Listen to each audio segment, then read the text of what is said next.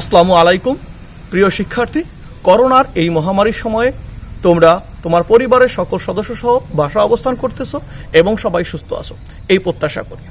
গত ক্লাসে আমরা আর্থিক বিবরণীর আয় বিবরণীর অংশটুকু আলোচনা করেছিলাম।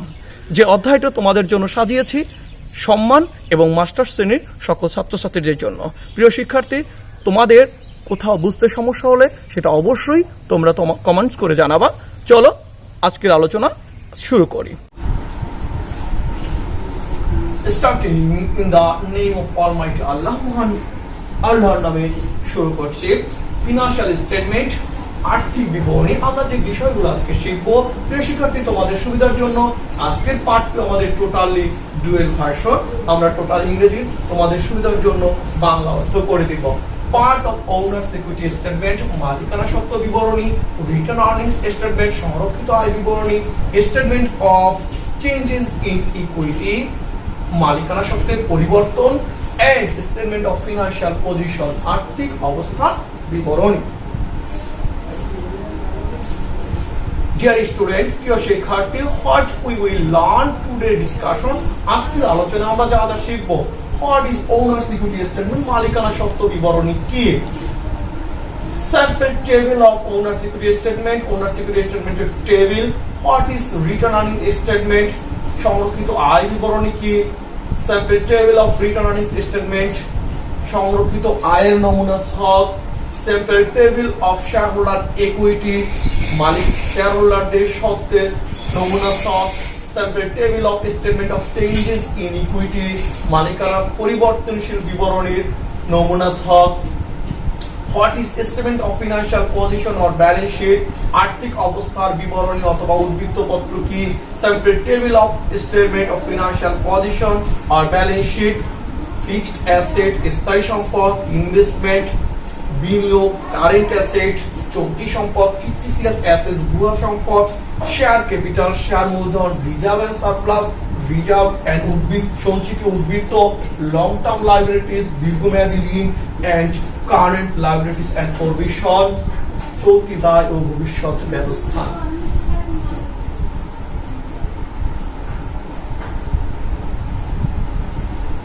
প্রিয় শিক্ষার্থী, owner's equity statement, a financial statement that summarize the changes in owner's equity for a specific period of time, মালিকানা সত্ত্ব বিবরণী। মালিকানা সত্ত্ব বিবরণী হচ্ছে একটা সারাংশ যেখানে মালিকের পরিবর্তনটা, মালিকের সত্ত্বের পরিবর্তন দেখানো হয় একটি নির্দিষ্ট সময়ের জন্য।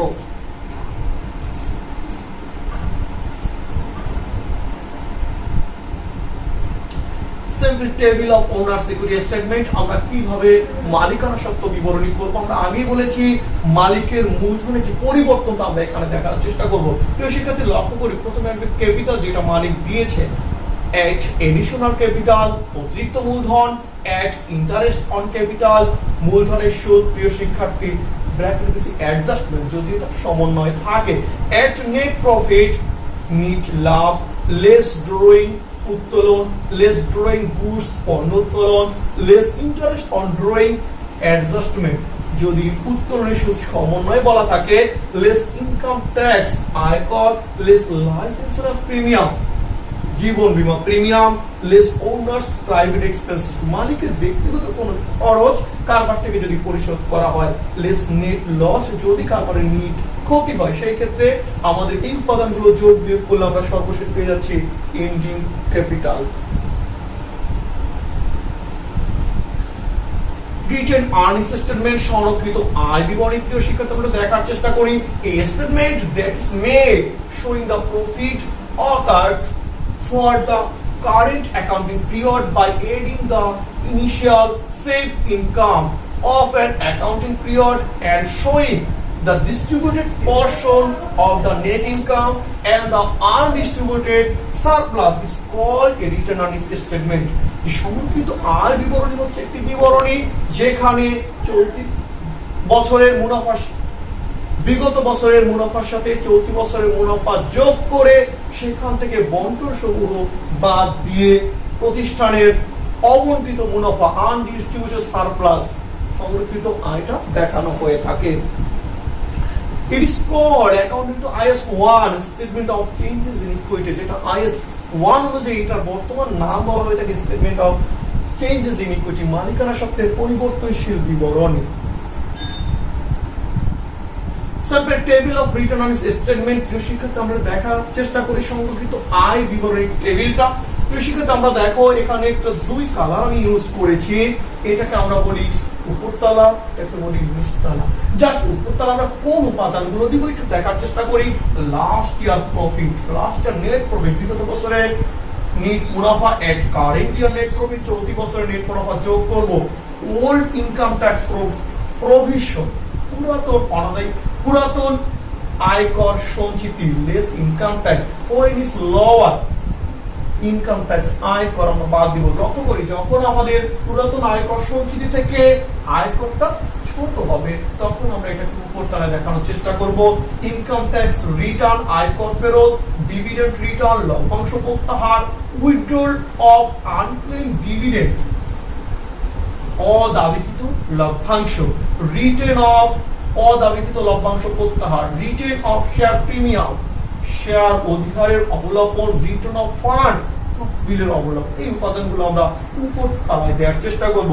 Less distributed profit or appropriation, যে বন্টন সমূহ, কি প্রফিটের মুনাফার বন্টনগুলো আমরা বাদ দিব।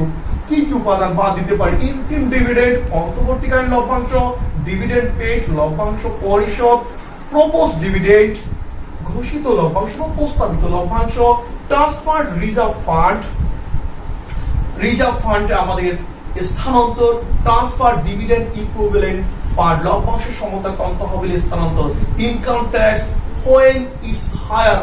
শিক্ষার্থী আমরা এখানে বলেছিলাম হোয়েন ইটস লোয়ার, তখন আমরা উপরতলা দিয়েছি, যখন এটা হায়ার হবে তখন আমরা নিচে দিব লেস ওল ইনকাম ট্যাক্স প্রভিশন, পুরাতন আয়কর সঞ্চিতি বাদ দিলে আমরা পেয়ে যাব ending written earnings. Sample table of shareholder equity statement, মালিকানা সত্ত্বের বিবরণী যদি আমরা চাই, শেয়ারহোল্ডারদের ইকুইটি স্টেটমেন্ট, যেখানে শুধু একটা প্রতিষ্ঠানে শেয়ারহোল্ডাররা যা দাবি করতে পারে সেটা যে বিবরণীতে দেখানো হয় সেটাকে বলা হচ্ছে শেয়ারহোল্ডার ইকুইটি স্টেটমেন্ট। সেখানে আমরা দেখানোর চেষ্টা করব পেইড আপ ক্যাপিটাল, আদায়কৃত মূলধন, রিজার্ভ ফান্ড, সঞ্চিত তহবিল, ডিভিডেন্ড ইকুইভ্যালেন্ট ফান্ড, লভ্যাংশ সমতাকরণ তহবিল, শেয়ার প্রিমিয়াম অধিকার, আনক্লেইমড ডিভিডেন্ড, অদাবিত লভ্যাংশ, প্রপোজ ডিভিডেন্ড, প্রস্তাবিত লভ্যাংশ, ইন্ডিং রিটেন আর্নিং, যেটা আমরা সংরক্ষিত আয় বিবরণীতে বের করেছি। চলে আসবে টোটাল ইকুইটি অফ শেয়ারহোল্ডার, শেয়ারহোল্ডারদের সত্ত্ব। তার মানে এই বিবরণীটা আমরা করতে পারি সংরক্ষিত আয় বিবরণী statement of return earning statement তৈরি করার পরে।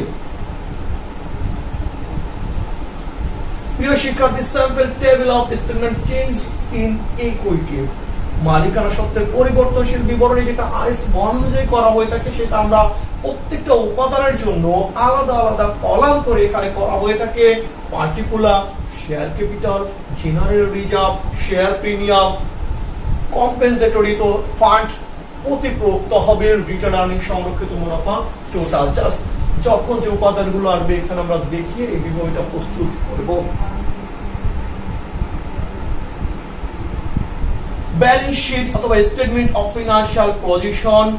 Balance sheet is a financial report showing the assets, liabilities and owner's equity of an enterprise on a specific date. একটা নির্দিষ্ট তারিখে লক্ষ্য করি যে আর্থিক উদ্বৃত্ত পত্র হচ্ছে একটি আর্থিক রিপোর্ট, প্রতিবেদন, যেখানে প্রতিষ্ঠানের সম্পদ, দায় ও মালিকানা সত্ত্ব দেখানো হয় একটি নির্দিষ্ট তারিখের জন্য।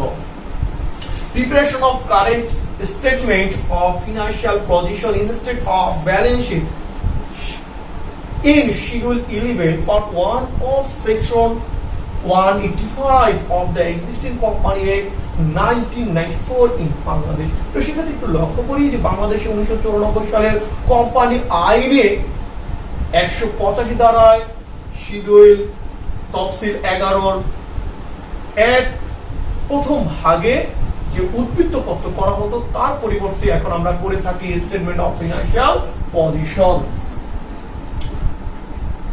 It is called according to IS 1 statement of financial position. IS 1 অনুযায়ী ব্যালেন্স শিটকে বর্তমানে বলা হচ্ছে স্টেটমেন্ট অফ ফিনান্সিয়াল পজিশন, আর্থিক অবস্থার বিবরণী। প্রিয় শিক্ষার্থী, সোল প্রোপ্রাইটরশিপ বিজনেস, এক মালিকানা কারবারের ক্ষেত্রে আমরা কিভাবে এই ব্যালেন্স শিটটা তৈরি করব তার নমুনা ছকটা দেখার চেষ্টা করি। আমরা অ্যাসেট এবং লায়াবিলিটিস এন্ড ওনার্স ইকুইটি দুই ভাগে ভাগ করব। অ্যাসেট আমরা ভাগ করব সম্পদগুলোকে কারেন্ট অ্যাসেট, চলতি সম্পদ, ইনভেস্টমেন্ট, বিনিয়োগ, ফিক্সড অ্যাসেট, স্থায়ী সম্পদ, আদার অ্যাসেট বাদে, তিনটা সম্পত্তি বাদে যদি কোনো সম্পদ আমাদের থাকে সেটা অন্যান্য সম্পদ আমরা দেখানোর চেষ্টা করব। যোগ করলে আমরা পেয়ে যাচ্ছি টোটাল অ্যাসেট। প্রিয় শিক্ষার্থী, লায়াবিলিটিস এন্ড ওনার্স ইকুইটি, এখানে আমরা দেখাবো কারেন্ট লায়াবিলিটি, চলতি দায়, লং টার্ম লায়াবিলিটিস, দীর্ঘমেয়াদী দায়, ওনার্স ইকুইটি, মালিকানা সত্ত্ব। তিনটা উপাদান যোগ করলে আমরা পেয়ে যাচ্ছি total liabilities and owner's equity, total দায় ও মালিকানা সত্ত্ব। প্রিয় শিক্ষার্থী, এখানে আমাদের মাথায় রাখতে হবে টোটাল অ্যাসেট ইকুয়াল হবে total liabilities and owner's equity.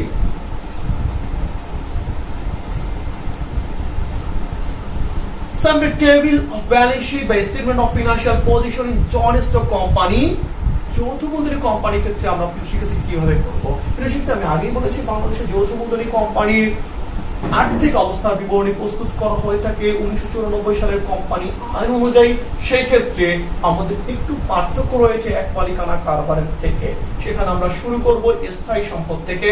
Fixed asset, স্থায়ী সম্পদ, ইনভেস্টমেন্ট, বিনিয়োগ, কারেন্ট অ্যাসেট, চলতি সম্পদ, expenses not adjusted or written off, অসমন্বিত ব্যয়সমূহ, যেখানে আমরা সকল প্রকার ভুয়া সম্পত্তিগুলো দেখানোর চেষ্টা করব। Return earnings statement, debit balance, সংরক্ষিত আয় বিবরণী যদি ডেবিট ব্যালেন্স প্রকাশ করে, তার মানে যদি নেগেটিভ হয় সেই ক্ষেত্রে আমরা সম্পদ পাশে দেখানোর চেষ্টা করব। Share holder equity and liabilities, এটাও চেঞ্জ হয়ে গিয়েছে এক মালিকানা কারবার থেকে। শেয়ার ক্যাপিটাল, শেয়ার ক্যাপিটালকে আমরা ভাগ করতে পারি authorise capital, issued capital, subscribe and paid up capital. অনুমোদিত মূলধন, ইস্যুকৃত, বিলিখিত এবং আদায়কৃত শেয়ার মূলধন। রিজার্ভ এন্ড সারপ্লাস, সঞ্চিত ও উদ্বৃত্ত। লং টার্ম লায়াবিলিটিস, দীর্ঘমেয়াদী ঋণ। কারেন্ট লায়াবিলিটিস এন্ড প্রভিশন, চলতি দায় ও ভবিষ্যৎ ব্যবস্থা। ঠিক এখানে টোটাল অ্যাসেটের যোগফলের সাথে total share holder equity and liabilities সমান করতে হবে।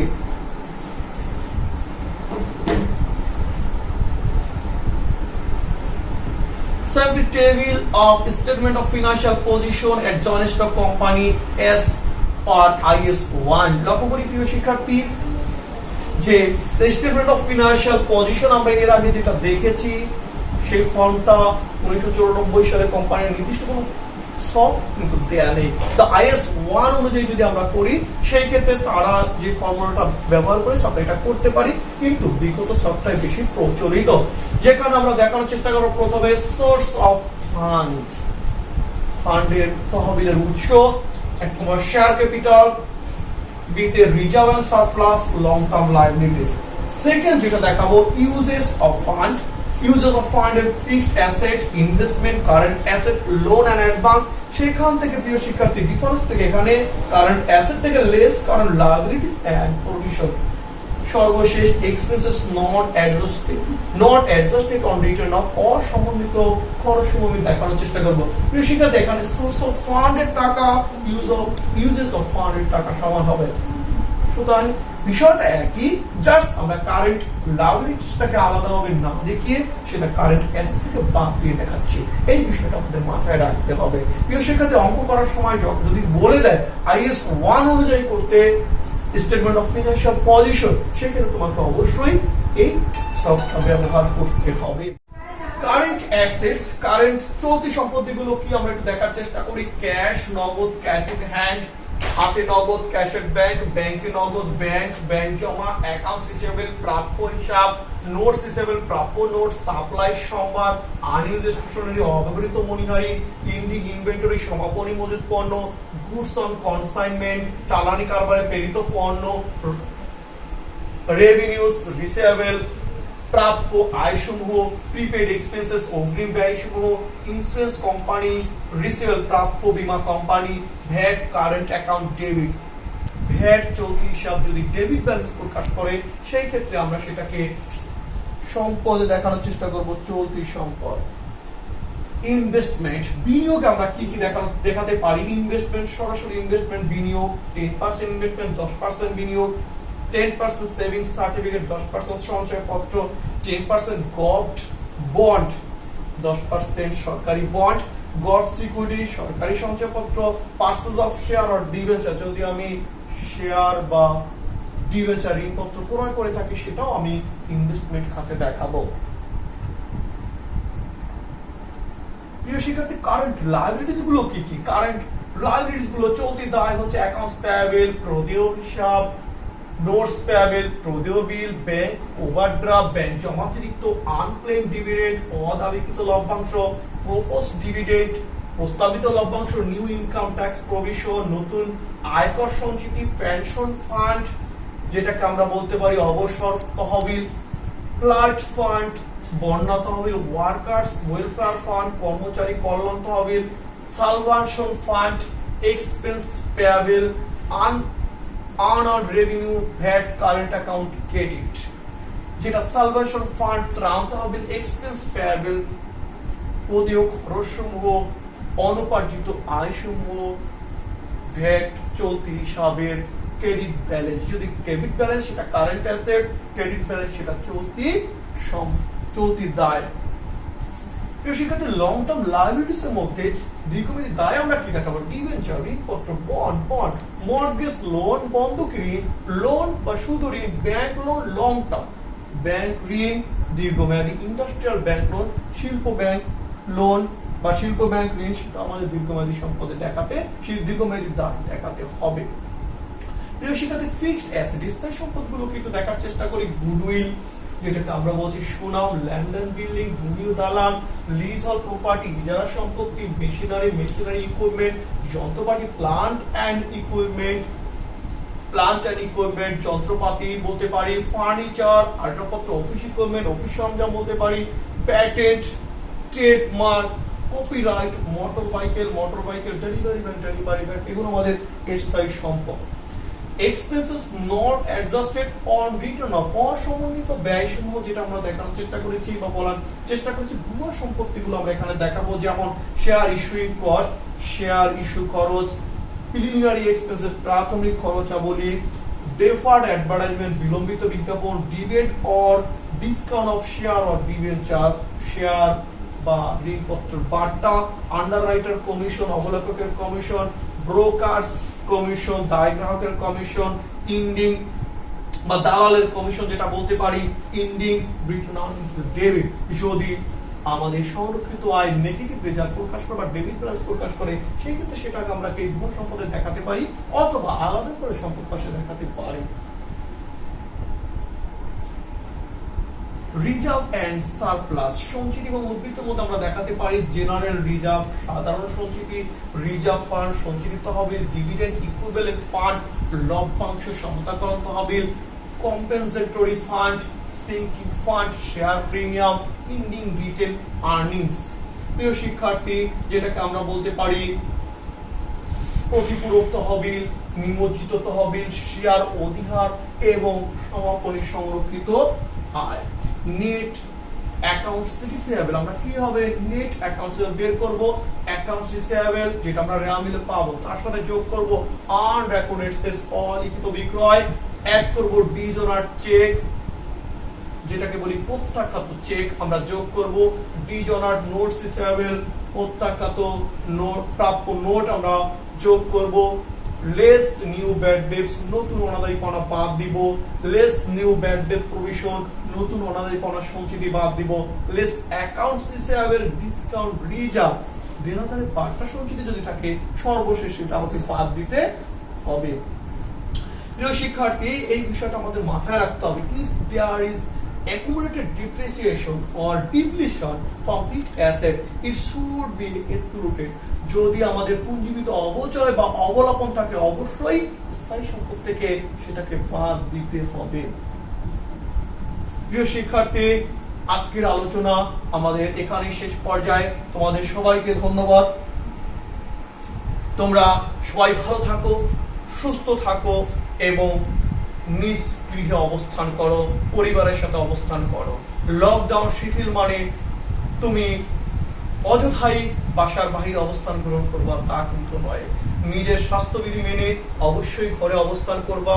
আমাদের আলোচনাটা মন দিয়ে দেখে তোমাদের যদি কোনো প্রশ্ন থাকে, কোনো কিছু জানার থাকে, কোনো কিছু না বোঝার থাকে, অবশ্যই আমাদের ইউটিউব চ্যানেল অথবা ফেসবুক অথবা মেসেঞ্জারে তোমরা আমাদের নক করবা। অবশ্যই তোমাদের আমি উত্তর করার চেষ্টা করব। ধন্যবাদ সবাইকে। আসসালামু আলাইকুম।